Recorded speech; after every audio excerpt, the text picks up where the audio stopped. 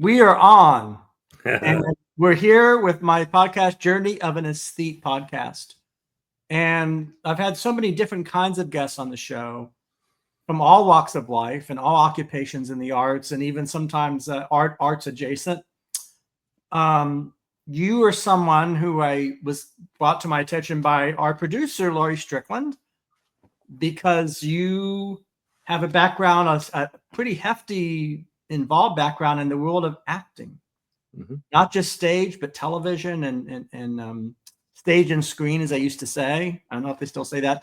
So welcome to the podcast, Brit Whittle. Thank you. Actor, and now you're at Princeton. Yeah, I'm at Princeton Theological Seminary. Theological Seminary, one of the leading, if not the leading institution of its kind in the United States and Jersey, right? Is that associated with Princeton University, correct? Or well, it used to be. We still have. You can like take courses there, and they can take courses. Right. There. I think there was a time when they split off. But there's still some semblance of a relationship. But you're in that geography, and that's the president. You're studying for the I guess, the ministry, right? Or you're a Master's of Divinity. Masters of Divinity, which in itself is something to think about. Yeah. But I want to do a linear chronology, if you don't mind, and go back to your background, I guess, growing up in Georgia in a sort of conservative environment and family, and into the Christian religion, right? Yes. And I'm just interested in your early years. How did you get the acting bug? I know it's an unusual story compared to other people. If I'm not, initially I got like Vacation Bible School, and they wanted us to act out biblical scenes, and it just something lit up in me when that happened. And there were we lived on the coast in Brunswick, and I guess on St. Simon's Island, where I grew up, they had access more to children's theater. But in Brunswick, there really wasn't that. If there was, I apologize to those. That wasn't made available to me. So my entrance into the arts were at my church. Your church, interesting. So yeah, what was the first role that you played? If you recall, was it a story from the Bible? Was it? What do you remember? This is the funniest. They did a musical. Godspell. And I think it was like Jesus Christ Superstar. 10 or 11. Yeah. And there was a musical about Shadrach, Meshach, and Abednego. Okay. And when they were exiled in Babylon under Nebuchadnezzar. Sure. And they refused to bow down to the Babylonian god, so he put them in a furnace. Oh, yeah. It didn't burn. So the musical was called "It's Cool in the Furnace." It's a jazz musical, and I'm not even making that up. So, so anyway, I played the tattletale.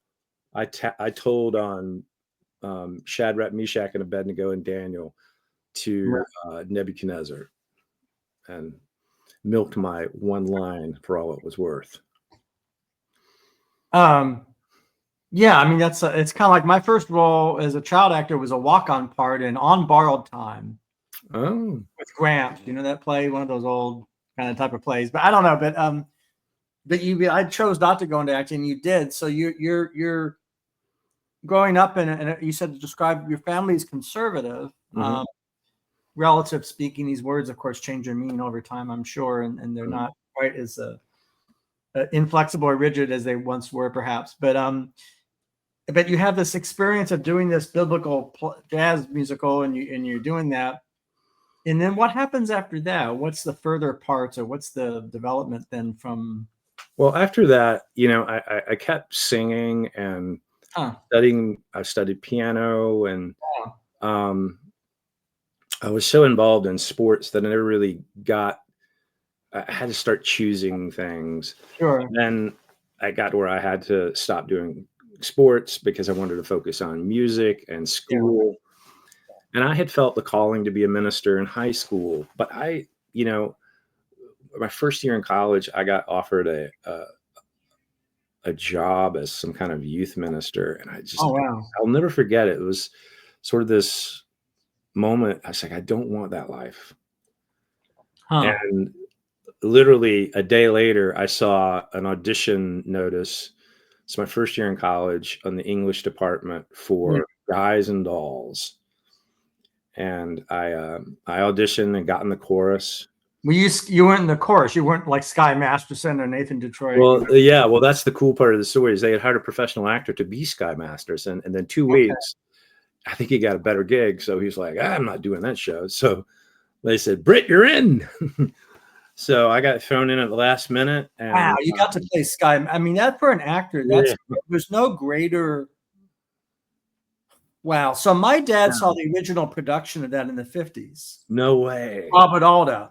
Oh, And, wow. well, he was working. See, in those days in the 50s, he was working as an usher on Broadway, but also taking tickets and odd jobs, and then trying to teenage runaway from Kentucky, Louisville, Kentucky, living in New York City in the 50s. But he and I went to see the revival with Peter Gallagher. Was it Peter Gallagher, the Faith Prince, Peter?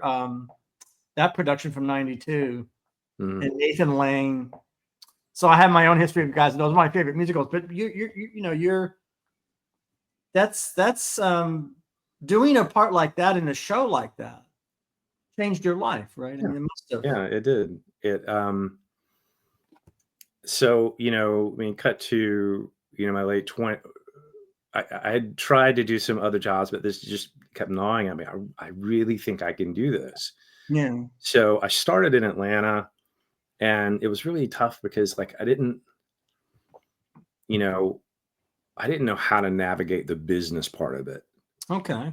And, and it's a really hard road to sort of, try to get work as an actor, try to train yourself, and also keep a roof over your head and Sure. pay the bills. Yeah. So I did some work. I did some commercial, mostly stage work in Atlanta. And then I went away to get my master's in fine arts and acting at the Oslo Conservatory down in Sarasota. Wow. And then from there, I went to New York. Wow. Yeah. That's a trajectory for sure. That's Oslo. Yeah. Oslo was one of the better acting schools, right, in the country. It's known, right? Yeah. Yeah. That was just this really lovely community. And the cool part about the Oslo is, they have two theaters, and both originally weren't built in Sarasota, Florida. The actual Oslo theater, built in 1701 in the Oslo region in Italy. Jeez. And Mussolini wanted to tear it down. And a local curator said, no, let me take it apart to save it. Oh, yeah. And it's an interesting story, but it's also kind of sad story for the locals there. And after the war, a gentleman from Sarasota, Florida, bought it for $50,000. Wow. Brought it back to Sarasota, rebuilt it. Right. And now the state of Florida has given them money, and it's like a this is a big deal. I get to go see an event and a show in that. So they also have an old Scottish opera house that same thing was going to be torn down, but they saved it and brought it over to Sarasota. So there's that.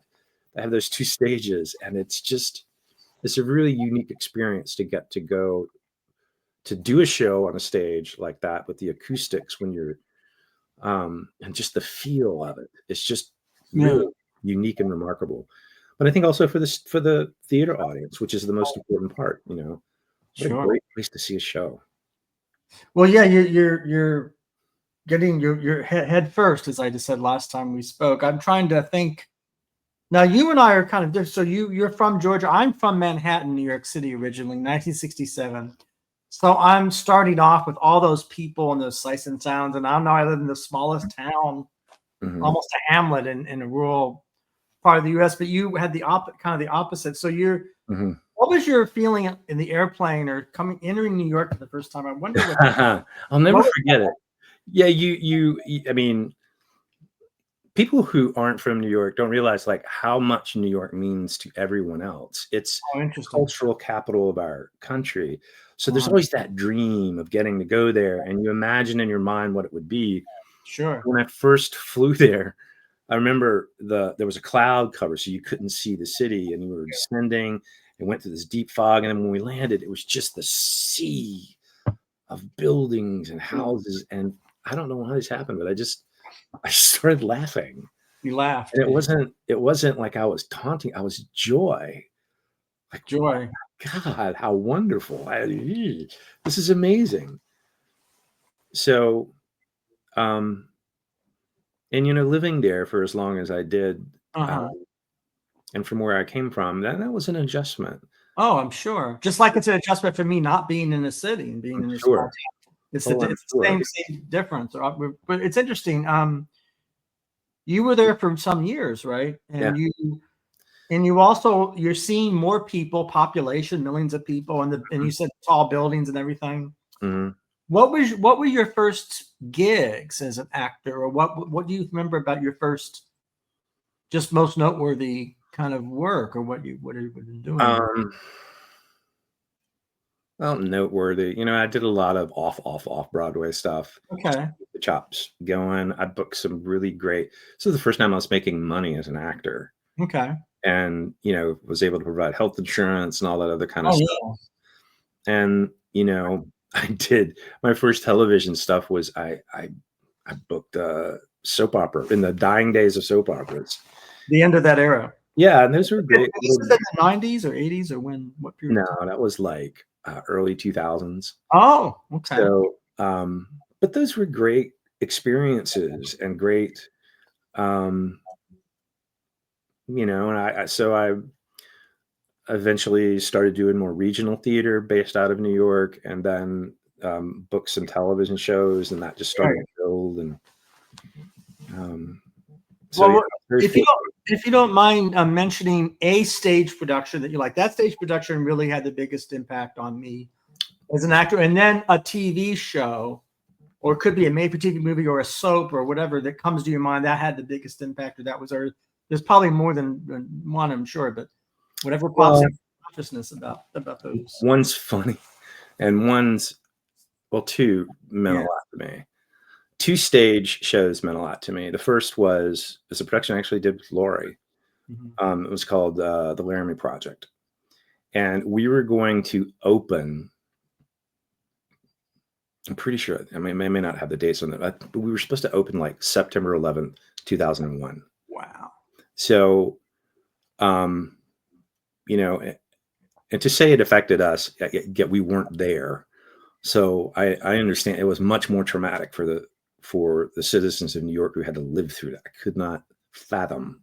Yeah. But seeing that on screens, I wish New Yorkers could see how much we loved and felt for New York in that moment. So they canceled that, and they said, we really need to move on. We need to keep going forward. Uh-huh. And that show, from its preview to closing, sold out every single show. Uh-huh. And I think in hindsight, it was, the events of the Laramie Project and Matthew Shepard are horrid. Right, both. Horrid event that happens to this community, and they grapple with what happened. Yeah. And it sort of transcended that moment. Right. So the people, who were watching that show were like, what just happened? Yeah. How do we grapple with what just happened? So, excuse me, sorry. All right. So, that was just the transformative power of theater.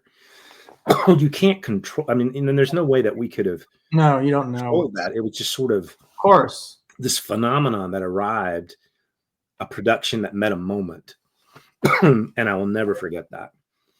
The second one was I played Bill. No, hold that thought. I'm going to get to. I just want to ask you a couple more questions about that production. So, you arrived in New York in right? So you come to New York. What year did you first come to New York? 206. I see, 206. So I had you paid. So that's more recently than I thought. So, so that production was, I guess you could say, was a phenomenal event for you as a performer, as an actor. And now we're to the second thing you're going to mention. I'm sorry, just trying to do the dates. We could track the dates. So it's a different when you're actor. So the reason why I ask is that if you're an actor working in 1998 in New York, that's profoundly different than 2000 for me. 2000. I'm sure. So we're in the early 2000s. So then, what was the second? You said there was other. The second one was I was honored to be a part of a new play that toured around. It was written by Rick Cleveland, who won an Emmy for his work on The West Wing. Yep. And he's now a really good friend. And I played Bill Clinton. And the whole premise of the play it's called Five Presidents. Right. And it was what happened at Richard Nixon's funeral. Interesting. And 5 former presidents got current president and 4 other former presidents got stuck in a room together for 30 minutes. So Rick said, well, what if we just expanded that out for like an hour and a half? Yeah. And, just historical fiction. Sure. And it was such a unique circumstance. And Rick was so generous, as was Mark Clements, who is our director from the Milwaukee Rep. He's still the artistic director of Milwaukee Rep. He just opened the room like a writer's room for a TV show. Right. We all were a part of that. Rick created the foundation and the firmament of it. Yeah. And, we would put our stuff in, and Mark, as the director, would, mix it all together. And it was such a great experience. Well, looking at you now, you're perfect for Bill Clinton. Thank you. I appreciate that. How do you feel about the economy and the direction that it's going in? Do you have a plan for that? It's going in a good direction. I hope it keeps going that way, but I have my doubts. No, I mean, it's so that's kind of like this thing in the room, like 12 Angry Men, or some of the political plays of Robert Lawrence. Was it Robert E. Lee? And do you know those Inherit the Wind? They're the team that wrote all those. Yeah. And all those plays, so many, 1776, I think, and all. There's a whole, in a way, what your production. That's really true. Those are really good parallels to that. Well, no, you're this writer that we speak of, West Wing, is into that tradition of writing, kind of trying to address itself to contemporary issues. Yeah, he's writing literature, but at the same time being historically sensitive.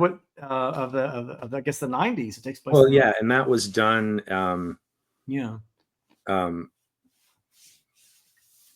Before the president, who I dare not speak his name. Oh, right. So I just call him Beetlejuice. Well, so before the age of Beetlejuice, it was a different environment in politics. Oh God, it was, yeah. And the untimeliness of that show. I mean, it was very timely when it happened. Sure. But suddenly it was untimely. It was interesting. But that's because of being caught in the force of history. So my take on that.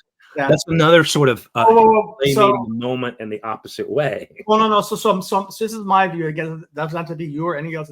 So when you're talking about 06, 07, 08, those years, Obama's elected, of course, and that entire period, to me, is still the 90s. To me, in a way. Now, of course, there's the glaring exception of September 11th, which you could say ends the 90s. But I think there's a lot of holdover, and that kind of I just see the West Wing as a show, and that production, and the stuck in the president's funeral and Nixon and all this stuff and Clinton. I see all that as one era, a single era unto itself that I would say has almost nothing in common with 2024 in any respect. It's almost as if. So what I'm saying is that the distance traveled is like 2006. The relationship between now and 2006. Is almost like the relationship between 2006 and 1890 or 1910. I'm just saying it's that much of a. You're not just talking politically. I mean, in every respect. Technologically, I mean, in every respect. I I didn't have a smartphone when I moved to New York, and then you had to have one. You didn't have a choice. Or I wasn't going to get an audition. It changed from, getting the phone call to you better answer that email and immediately, or somebody else is going to get that. They did, right? And so everything sped up. And like a lot of these like things, sort of coalesced. And then, my wife and I had a baby. Yep. Congratulations. Thank you. And, that changes you. And then we went through the pandemic. Oh, yeah. The And pandemic. our daughter was just starting to walk, and we were on the third floor of pre-war walk up. We had 30 minutes. We could take her out to a little concrete patch to let her walk around. And then we didn't know what he was. We didn't know what this was at first. Well, that's that period we're talking about now is closer to our own. That's the sort of this. So yeah, I said that's the 2006. Now we're in the current. That's current.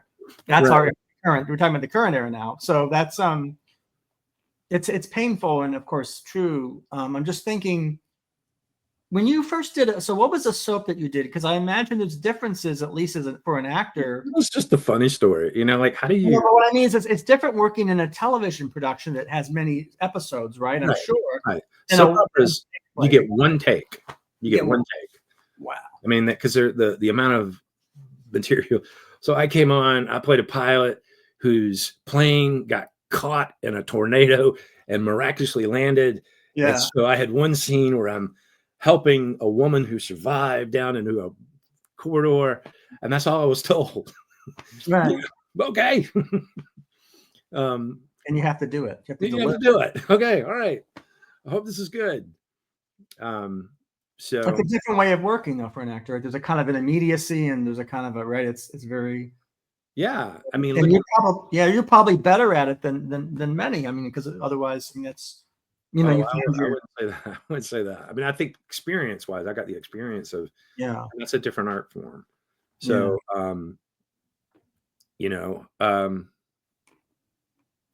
if I could go back and train again, I would have more improv.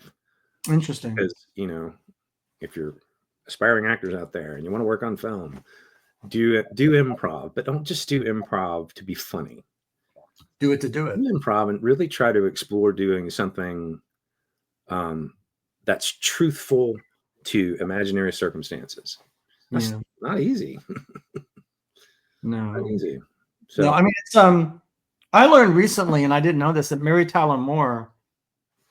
So Mary Tyler Moore learned to improvise late in life on the set of Begin Again Finnegan with Robert Preston. It's the director, I believe, was it Martha Coolidge? I'm always confused. It's either Martha Coolidge or Joan Silver. I think it was Joan Nicholas Silver was the director of that TV movie. It's Robert Preston and Mary Tyler Moore and Sam Waterston. It's a really good film. I'm sure it's on YouTube. I'm sure you can see it. Anyhow, on the set of that, Mary Tyler Moore always on book, always very, and director said, why don't you try to improvise? And so she learned on that, making that film after she'd already done Mary Tyler Moore, already done all these shows. And then so I guess maybe it's never too late for an actor to learn improvisation. Yeah. And, I mean, if you're going to have an extended career, you have to. I mean, it's sort of, you've got to learn. You can't, because you as a person are your instrument, and you as the person are going to be constantly changing. And so if you're not going back to the bar and practicing, and it's sort of, there's an atrophy to it that's hard to get going again. Yeah. So that's amazing that you're doing that kind of work, and also the stage, and then you have your father, you have a marriage and wife, and now a newborn baby, and so you're doing productions in the early mid 2000s. What is that? Are you now starting to think you want to go back to your not back, but you've never left, of course, your belief, of course, but wanting to go into religious or go into this, seminary and study? What was the journey rediscovering that or reconnecting with that, or how do you? Is that in those years as well, or is that a little later? Or I think it was gradual. Yeah. I mean, even before I got married, even before I had kids, I had been thinking about it. Because I think if you're not from New York, you gotta have to adjust to it. You have to adjust to the energy of it. You also have to adjust to the culture of it. I mean, I was fortunate where I lived in Astoria. Yeah. It's one of the most culturally diverse places in the world. That's true. That's true. And you bump up against pretty much, Everything. I mean, not every culture, but like a good ton of them that are on Earth. And that's, Yeah. I don't know how that doesn't change you. Interesting. Really don't. This is one of the most moving stories was, I remember this is close to Halloween, and we had an influx of Syrian refugees that were living close to us where we were living. And in Astoria, the stores on Halloween will provide candy for kids. It's a safe way for kids to go and do trick-or-treating in the city.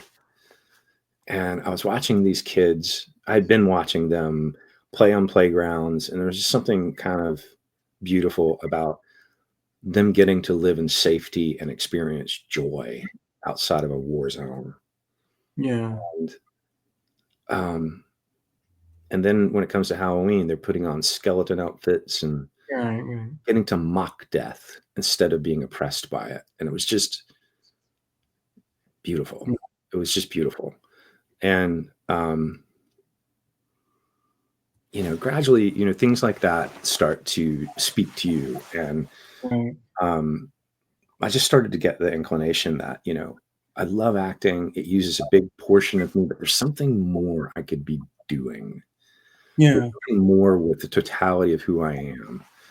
And, there was no like epiphany moment or anything like that. It's just piece by piece by piece.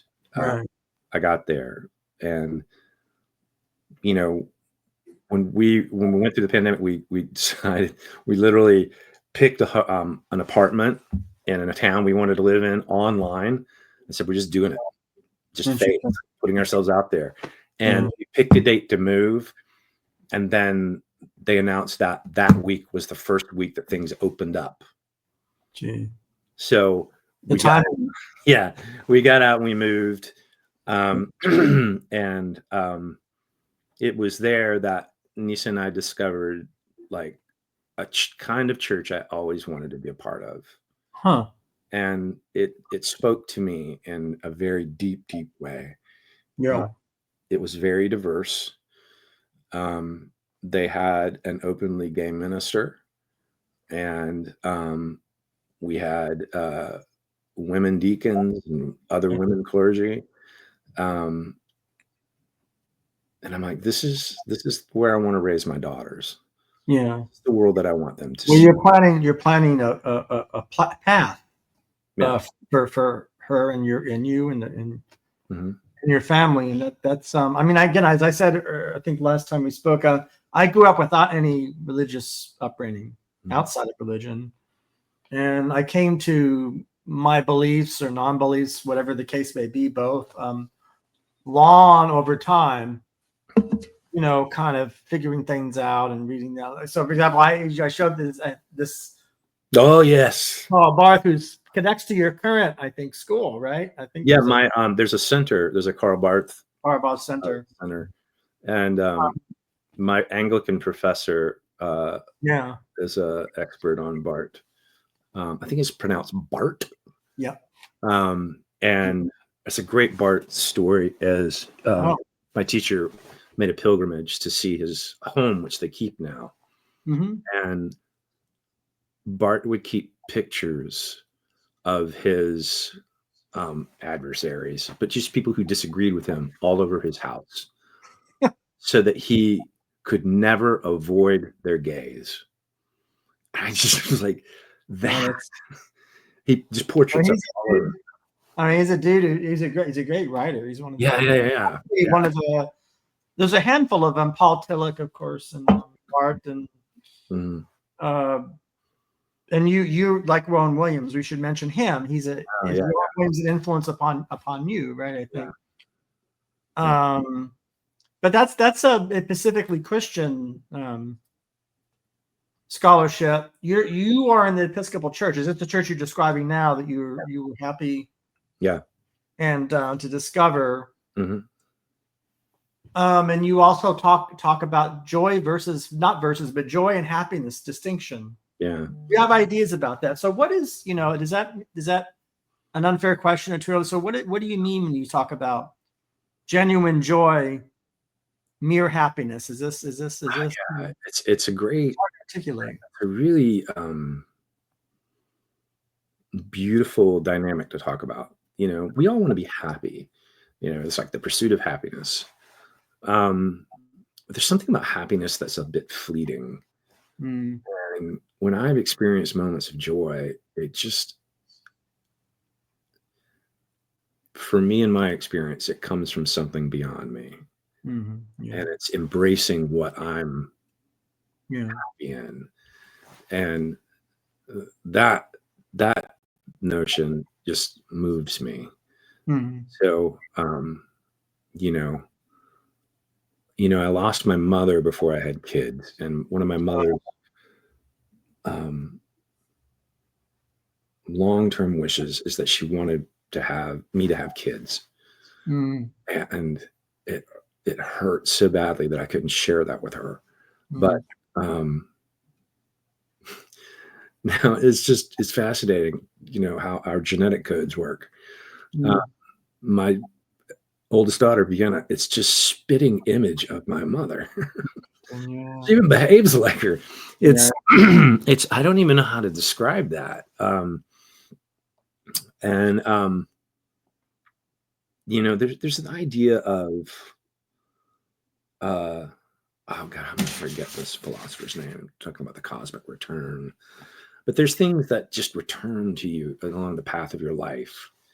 And well, there's many. I mean, Nietzsche's The Eternal Reoccurrence, right? In the yes. Nietzsche. Yeah. Oh, Yeah. And a side note about Nietzsche for people that are anxious about Nietzsche's anti-Christianity not alleged. But I don't. I just understand. No, I don't think Nietzsche's reminding ourselves. Nietzsche says historical Christianity. Yes, historical Christianity, as we all know, is not all Christianity. But I think it's a mistake for Christians to negate sure people who don't have belief and their thoughts, their additions. That's a mistake. We're all in this together. We are in this together, but I'm just seeing a lot of there's a lot of Nietzsche scholarship. I mean, I'm not I like Kierkegaard more than Nietzsche, of course, in some respects.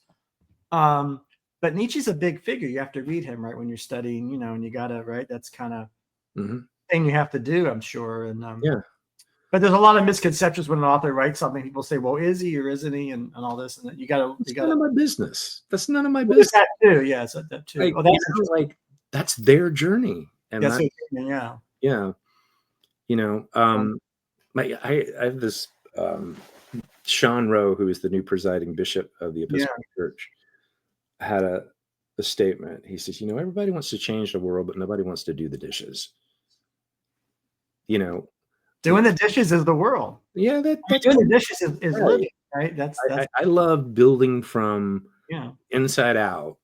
Yeah. And if I don't have the inside worked out and do the dishes, I forgot to do the dishes this morning, so that getting the girls to school on time became, the thing. Pain. That was the thing. That's the project. And how do you prioritize in your life? You seem to be pretty good. I mean, if you're doing those kind of gigs as an actor, now you're in seminary and you're involved in the Episcopal Church. How do you? I guess it's kind of an odd question to ask. How do you prioritize things? How do you know I have to do this before I do that? And this kind of, the tasks, it's odd. Yeah, but spend a lot of plates. A really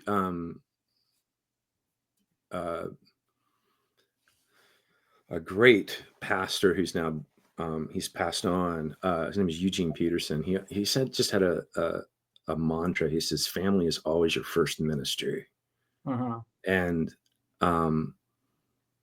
because everybody has their bandwidth. And it's hubris to think that we can all do everything, because we can't. Right. And that when we try to do that and you try to wrap your arms around the world, then you find out how big the world is. The world's pretty big. Yeah. So, my daughters and my wife come first. Sure, sure. And I have to work around like studying and doing well in school so we can stay in school. Because Yeah. Princeton Theological is very academically rigorous, Mm. and there's some pretty impressive faculty members and Oh, yeah. fellow students, and you get in these rooms and um, it's easy to get imposter syndrome. You're like, oh, and that's the May I ask you? May I ask you what are you writing anything now, or working on a particular text, or is there anything that oh yeah. do you mind getting into that, or? Yeah, I just finished. I'm developing a thesis. I probably shouldn't say that because I haven't finished the final product. Well, No, well, um, I'm also researching an early Anglican theologian. His name is Richard Hooker. oh yeah. And Hooker didn't come from a family of means. Mm. And he had a very humble path towards and died early. Early, like mid 50s or early late 40s, or something like that. But he was basically the person who put, in the Episcopal Church, they have a three-legged stool: scripture, tradition, and reason. Interesting, yeah. And where John Calvin, believed in total human depravity. Tulip. Isn't that the term tulip? Yeah. And like, there's some things I mean, as an aside, as you know, not all Calvinists are the same. And you and I are both fans of Marilyn Robinson. Oh my God. Gilead, and as I said, I've just begun her book on Genesis that she just. I've got that when I get. I've got that, yeah. But she comes out of Calvinism, right? I think, right? She does. She does, and I'm curious to read more of her thoughts on Calvin. Yeah. But go ahead. I just wanted to. Yeah. I love Robinson. So anyway, I went to the Princeton Theological, the Wright Library. It's the largest Protestant theological library in the world. Theological religious, I don't know, but it's the largest in the world, next to the Vatican. Yeah. And I found like this book from 1825 that was a compilation of Richard Hooker's works. I got like 4 of them, and I was like, oh my God. And just reading through it and reading his story, he was a very slow at gait, very deliberate in what he said. Mm-hmm. But the fact that he put, like, we are given reason. Yeah. And it's our job to steward our reason in positive directions. And that's on us. Yeah. So we won't get everything perfect and right. And, what we believe is that in this faith that's where grace comes in. Mm. So, but I just love his story. I'm still developing my. You're right. You're writing commentary, I guess, on Hooker, and that's that's probably a field that is underexplored. I would imagine. It's certainly not. It's not like writing, for example, on SCOTUS or there's more that have been done to death. This is a big debate on, I guess, within seminaries and schools of divinity of, what we should and shouldn't be doing on political issues that bubble up. Because I firmly believe in separation of church and state. Absolutely. Yeah. So I'd imagine your firm belief in that is both metaphysical as well as local, that is U.S. constitutional based. So it's probably 2 reasons more. And that, that's just basically how things work, right? It's that connected to rendering Caesar's things and then our things, and exactly. So but there I get that there is a threshold with that. that Yeah. there are certain issues that will bubble up that Sure. we're Sure. compelled by Yeah. conscience to speak. Oh yeah. um, you know, um, as a father of two young girls, Mm. um, when I had a sermon I had to give at my church Oh wow. where I was living, and it's when the Nashville preschool shooting happened, Oh man. and I,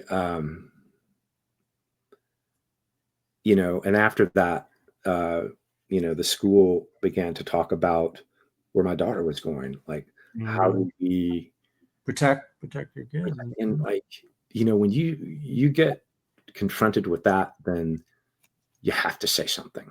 Sure. So anyway, so yeah, I feel you on that because that's a public health issue, which of course is a.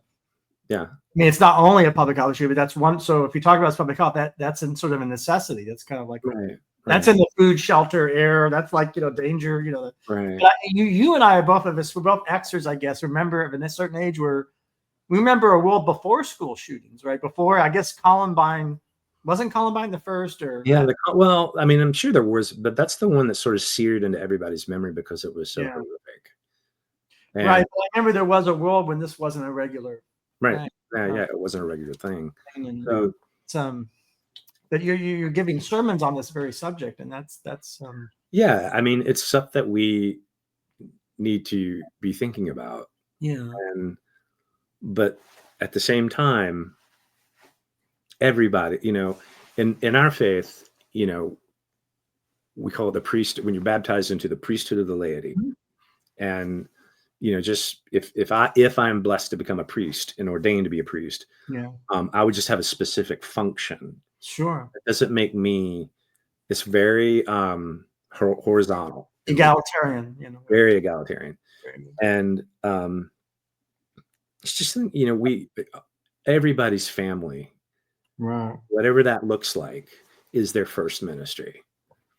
So we have to have the freedom to have these discussions within families, and then when families come together, Yeah, which um, and find solutions that sync up with what we believe about our faith, yeah, um, and also in doing so, we have to do it in a way we are building bridges, hmm. um, and that's my fear is that we're post pandemic, it's been hard enough Yeah, to connect yeah, together.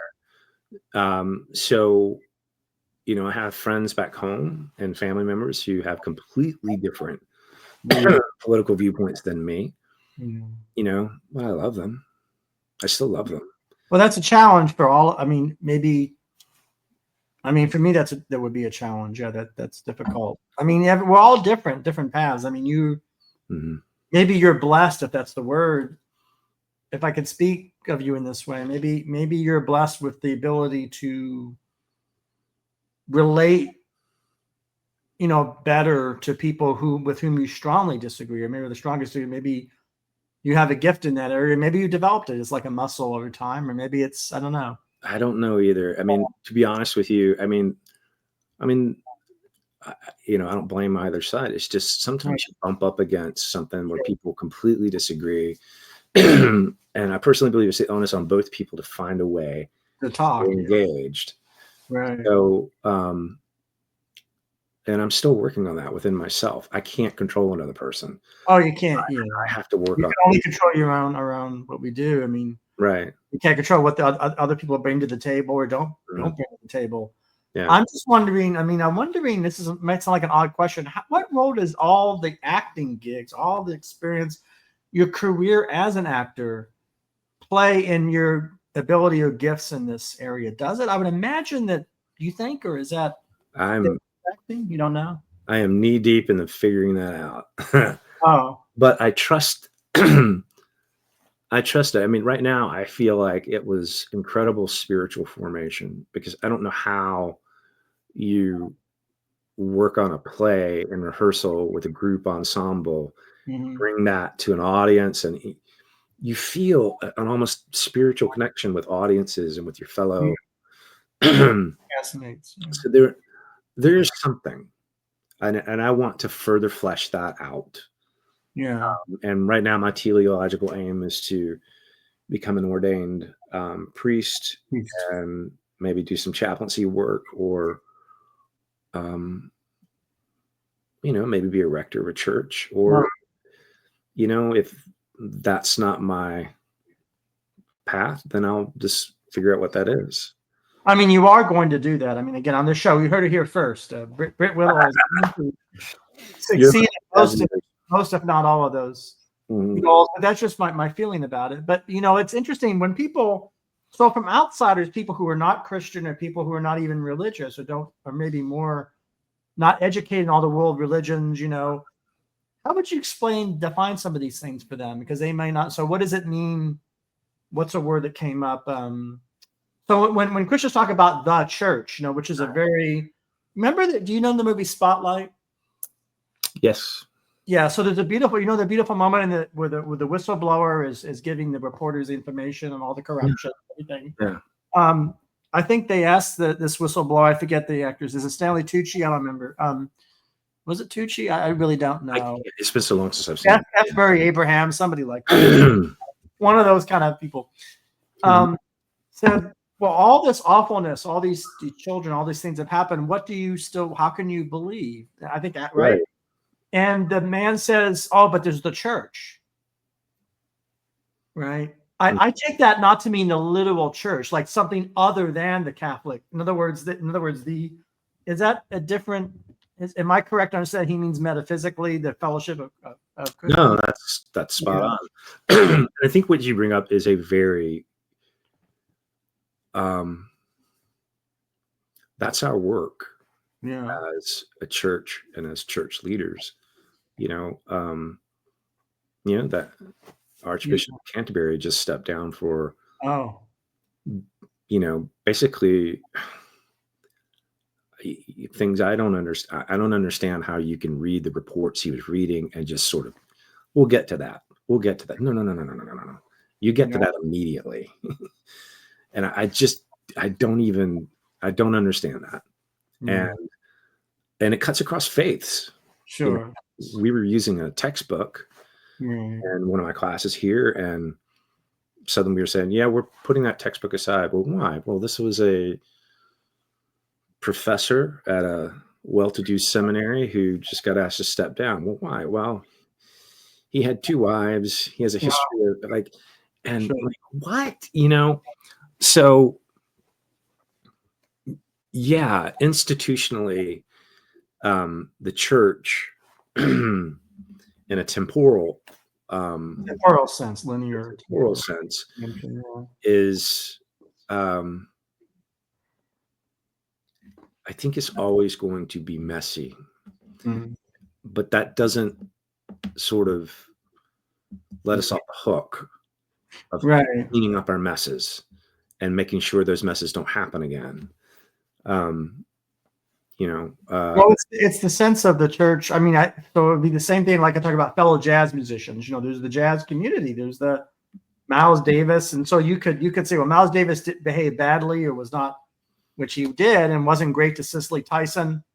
But if somebody didn't know anything about Miles and heard the sound of his horn, and that's the best part of his nature, he's putting out maybe in a way that's like a text or like, I don't know what you're.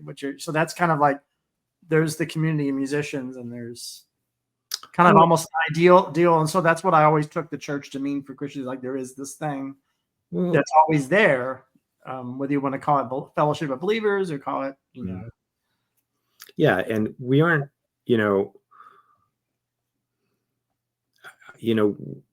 again, we have to, when those instances come up, if the initial instinct can no longer be, oh my God, let's do damage control. That kind of dynamic has to go away. And there needs to be this needs to be dealt with. We do it fairly, make sure that there are facts on the table and that, that the truth is found out and whatever that truth is, we move forward with that. Yeah. But that's been in these big institutional churches. Yeah. And I mean, let's not fool ourselves. It's also happening in smaller churches. So, it happens in schools. Mm, It happens in government. sure. So,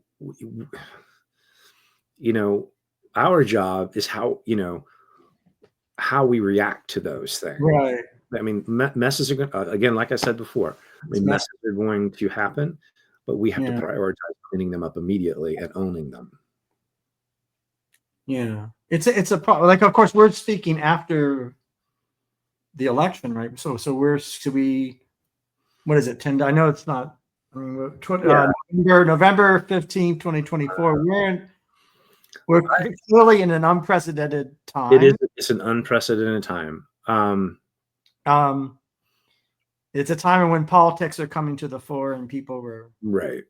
But how, of course, it's a thought experiment. I mean, are we in the situation of not Niebuhr? I was going to say Rhino Niebuhr, but Bonhoeffer. Are we in Bonhoeffer's?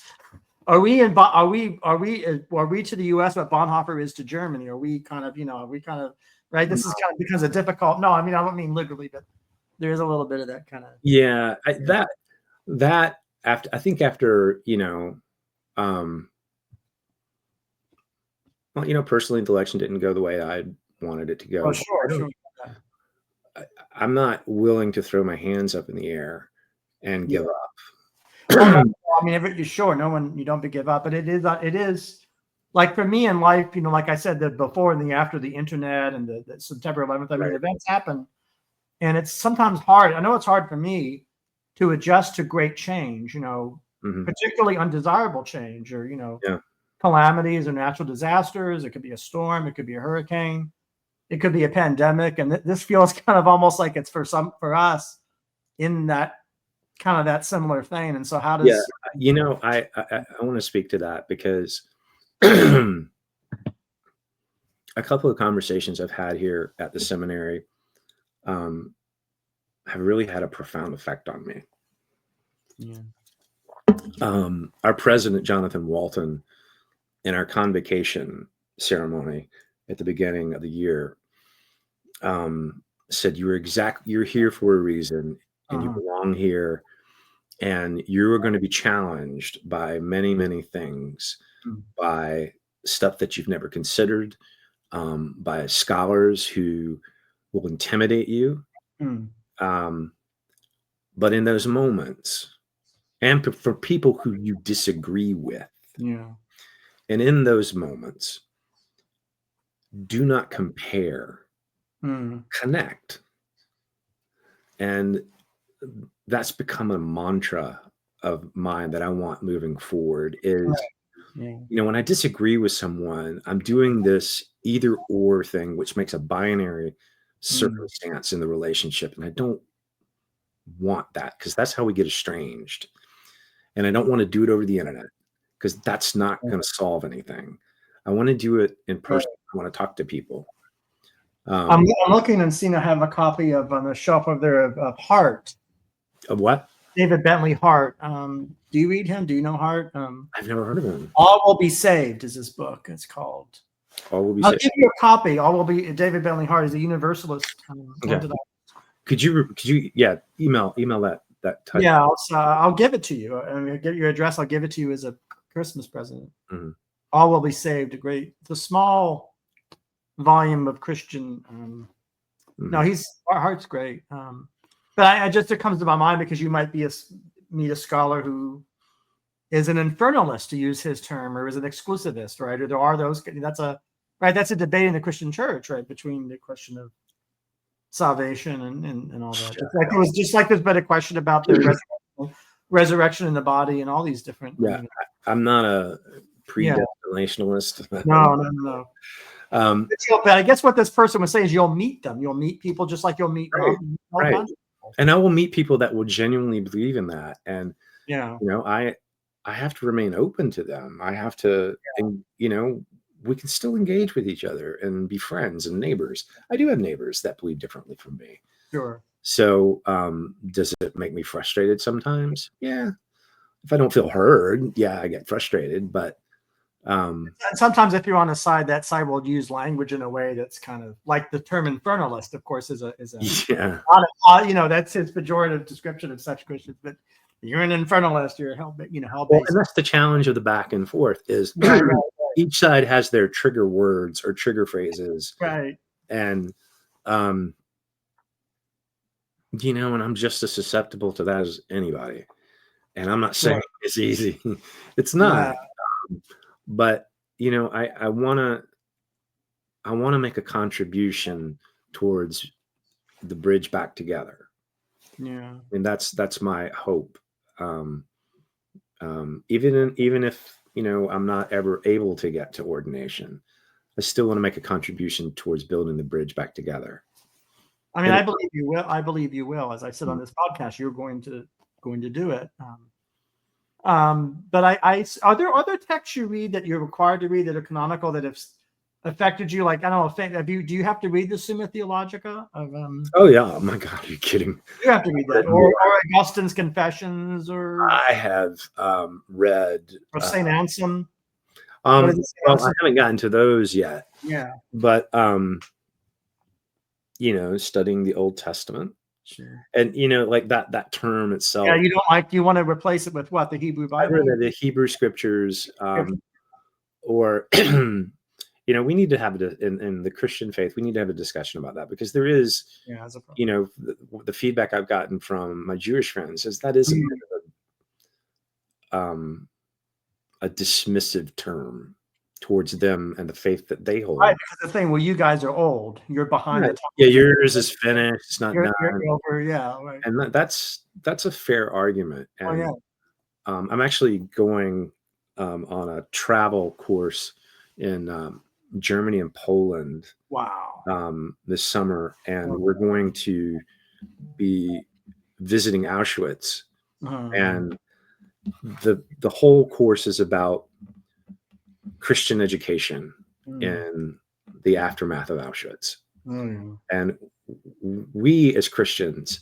need to take the onus on ourselves. It's not our Jewish brothers and sisters' job to continue to point out where we're being anti-Semitic, even if it's unintentionally. We're using anti-Semitic language, and we have to do a self-accounting of that. So that's going to be the summer, and that's going to be very informative for me. And I don't necessarily look forward to going. Well, you were the one who pointed that out to me, because I never thought. I mean, I didn't. And probably his scholarship on the use of Old Testament, these words. I'm sure you probably. Yeah. I'm not familiar with that literature, but I haven't seen it. But you brought that to my attention. Well, that's interesting. Yeah. That's how that reflects upon Jews and. Yeah. So. I have. There's always a case where we're being said, "Oh, you're being so sensitive." That's of course, as I'm on the right wing. They always want us to call everything sensitive, is to say that something's unimportant. Yeah, but I get that on the left too. And then the left, I say stuff. They're like, well, you're just being a chauvinist, or you're being entitled, and like it's, I mean, these testaments are books after all. They are documents, and we have to, I guess you have to classify them. And so you just go by the titles: Genesis, Exodus, you want to go. And it's completely different. In the Jewish faith, they organize their scriptures differently. I think it's the Pentateuch, right. And then the Nevim, which are the prophets, and then I think it's the Katem or something. I'm so horrible in my Hebrew, but that's the writings. Yeah, there's a writings. Yeah. And we in the Christian faith organize it differently, and which is a whole other discussion. Yeah, it is. But anyway, and these are things that I'm learning how people have used the Bible in ways that they've weaponized it and justified doing horrible things. And so it's a challenge. You're looking at this text that you feel is sacred, and you find troubling parts of it. Sure. You really have to look at, well, what does this mean? Is it inherent in the text, or are we reading this wrong? Yeah. This has been read wrong all along. That's the case. Yeah. And that's a that cuts deep.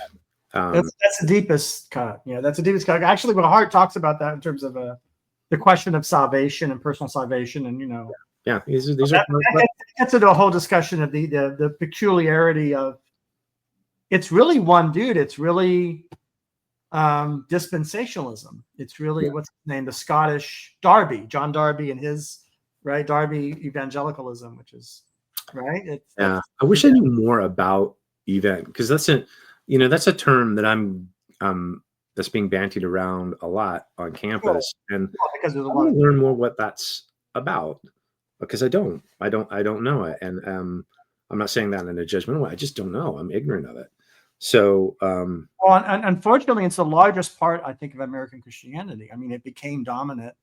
I saw it rising and living in Florida, because I lived in both New York and Florida, Tampa. So in the late 70s, I was in Tampa, Florida.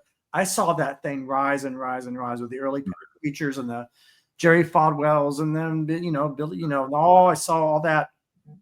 I saw it grow and grow. I always thought it would die out. Like I did think it was a fashion. Well, I did at the time. I was wrongly thought it was a fashion, but now it's political, and it's the white. It's everything. Just well, I've met both, and with the evangelical, there's a broad spectrum of people, and I'm not personally a fan of mega churches. Sure, I know they exist. Well, yeah. I just think that can be a recipe for disaster. And my reading of the Christian Testament is, Christianity was always in small groups. And I know that in the reality and the financial reality of sustaining an institution, you can't always do that. So, we could go on and on about this, but like that's the work ahead. There's always going to be work, and this is part of our work. And I don't think it's Sisyphusian. I think together we can push the rock over the hill. Sisyphus. Yeah. But I mean, you're part of that work, of course, but it just occurs to me that I saw these things emerge because I'm 57, and when you watch something emerge, that's kind of a big deal. It's like watching you're saying, well, this thing is happening, and what's going to happen with it, and it grows. And I didn't know it would be so dominant. It's almost like it edged out unfortunately, kind of edged out. Well, this is where the aesthetic comes in. I talked to you previously about great book by, there it is, Eric Kendall, and it's called The Age of Insight, about 19th century Vienna. And it was perceived for a long time that the artists were the ones being influenced by the great thinkers of cognitive thinking and scientists. Sure. Like Kokoschka and whatnot. Yeah. But in reading that book, this professor from Columbia asserts the opposite.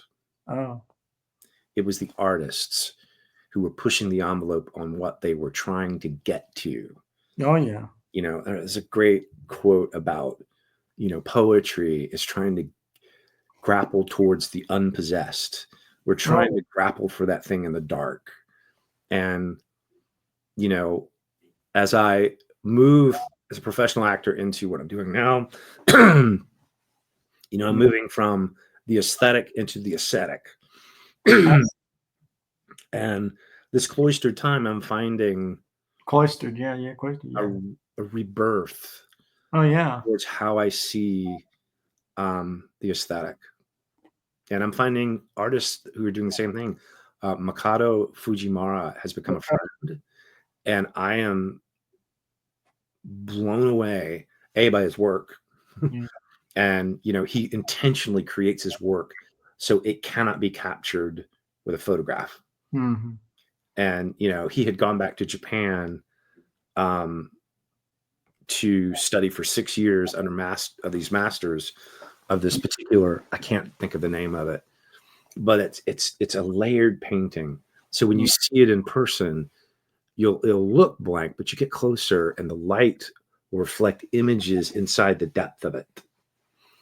And it matches up with there's a quote from the Christian Testament by the Apostle Paul, and it says, "We see through the glass That's darkly. but someday." That's also have you seen Ingmar Bergman's film Through a Glass Darkly? Oh, Ingmar Bergman. Oh, yes. Yeah. Yes. I'm a huge Bergman fan. Well, Through a Glass Darkly is also a film. Yeah. Winter Light is my favorite. Winter Light is great. Not to get on the side, but I always think of that one. But yeah, Through a Glass Darkly. So I would say that circling back, I do think my artistic past has a future within whatever ministry I do, and they may blend. There may be a future for that. Yeah, I do think artists have a huge part in this, and to just start creating. If you feel that tension, that despair, the greatest artwork ever created comes from that same despair. And the greatest artwork we will see is yet to be conceived. Start, don't complain, just start the work. And we're going to see some amazing art in the decades to come. Incredible art. So that's well, Britt, that's I almost want to end there on that, but before we go, I want to ask you if there's anything in addition to that, if there can be anything in addition to what you just said now that you want to say to the audience about anything that comes into your mind, any topic, that comes. Even good things come to an end, like this episode. Yeah, all things could come to an end.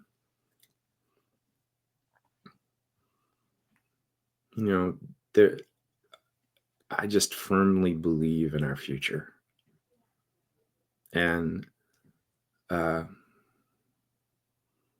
future will be, J.R.R. Tolkien made up a word for this. He suffered through World War I and didn't know how to fathom the loss, so much loss and the carnage that he saw, and came under the influence of some Anglican thinkers who said, we need to be thinking about our faith and our life in a different thing, away from sacrifice. Because the carnage I just saw, I can't take that. So Tolkien and C.S. Lewis took that to the heart. Yeah, they created their own stories, and they put that agony into that. So, I'm repeating myself, but I just think that he coined that term eucatastrophe. And, a catastrophe is a sudden calamitous event. And eucatastrophe is the opposite. It is a sudden, beneficial, and healing event. And that's the faith I believe in. Oh, yeah. And I believe that is in our future. We live on a round planet, and we can't always see the good that is rotating towards us. Sure. So that's where I would end this with. Well, thank you, Britt. This is I really thank you, your generosity of time. Also, being a family man and studying a seminary, time is of the essence, and your generosity and your what you brought is just beautiful, and I want to thank you. Oh, thank you. Thank you for, please tell Lori hello. Say hi to Laura. She's here, Chester.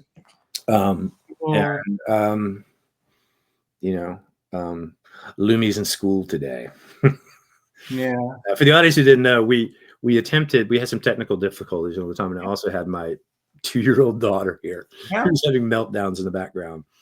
So I think it was meant to be that we get a good rapport, and then do a second shot at this. It's beautiful, and I really enjoyed this, and it meant a lot to me. All right. So thank you. Thank you. Thank you. All right. Be well. Be well.